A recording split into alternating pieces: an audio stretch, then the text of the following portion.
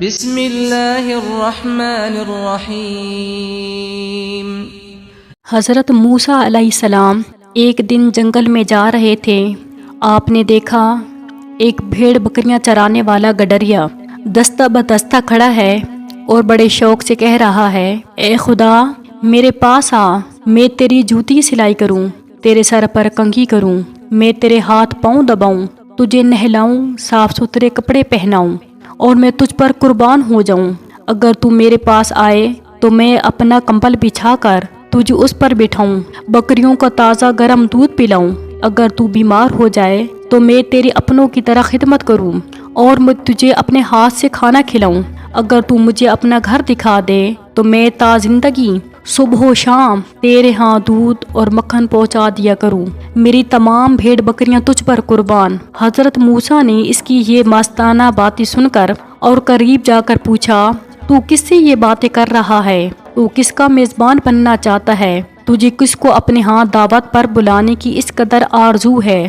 گڈریا بولا، میں اس سے ہم کلام ہو رہا ہوں جو میرا پیدا کرنے والا ہے، جس نے مجھے بولنے کے لیے زبان دی، مجھے یہ بھیڑ بکریاں عطا کی جن کے دودھ کو میں اپنی غذا اور جن کی پشم سے میں اپنا لباس بناتا ہوں۔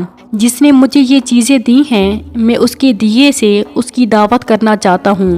اگر وہ مجھ غریب کے گھر تشریف لے آئے تو میں خوشی سے پھولے نہ سماؤں، میری آبرو بڑھ جائے گی، اس کی شان میں کچھ فرق نہیں آئے گا۔ حضرت موسیٰ نے کہا، گڈریے تیرا کلام بڑا گستاخانہ ہے، تو خدا سے ایسی باتیں کر رہا ہے، وہ تو سب کا رازق ہے، اسے کسی کھانے کی محتاج نہیں، نہ وہ تھکتا ہے نہ اسے نیند آتی ہے، تو اس کے پاؤں کیسے دبائے گا؟ تو کیا سمجھا کہ اس کا تیرے جیسا جسم ہے؟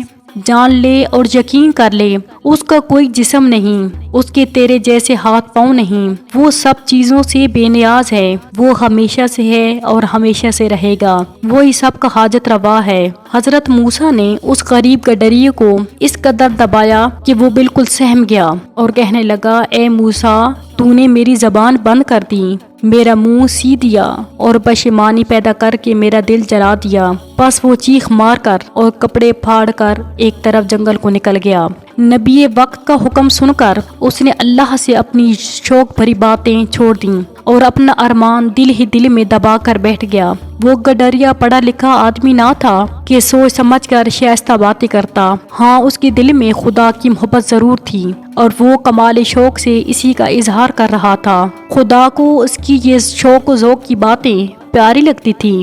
جب وہ ان سے روکا گیا تو اللہ تعالیٰ کو ناگوار معلوم ہوا، فوراً اس نے اپنی کلیم حضرت موسیٰ کی طرف وحی بھیجی، تو نے ہمارے ایک محب کو ہم سے جدا کر دیا۔ اے موسیٰ ہم نے تجھے اس لیے نبی بنایا کہ تو بندوں کو ہم سے ملائے، مگر تو نے اپنے فرضی منصبی کو چھوڑ کر اور راہ اختیار کر لی ہے۔ اے موسیٰ ہم نیتوں کو دیکھتے ہیں، عملوں کو نہیں دیکھتے، ہماری نظر حال پر ہے کال پر نہیں، ہمیں دلی سوچ کی قدر ہے لفظوں کا خیال نہیں۔ جا اور ہم سے جدا کردہ بندے کو پھر اپنی شغل میں لگا۔ حضرت موسیٰ یہ حکم الہی سن کر پھر جنگل کو آئے اور بعد از تلاش بیسار اس گڈریے کو ڈھونڈا اور کہا، بھائی اپنی مناجات میں لگے رہو اور جو میں نے تمہیں روکا تھا اس کا کچھ خیال نہ کرو، تمہاری محبت اور سوز میں ڈوبی ہوئی باتیں خدا کو پیاری لگتی ہیں، اپنے شغل میں مصروف رہو اور مجھے معاف کر دو، میں تمہارے وظیفے میں خلل انداز ہوا۔ اللہ تعالیٰ نیتوں کو دیکھتا ہے، ظاہری اعمال پر اس کی نظر نہیں۔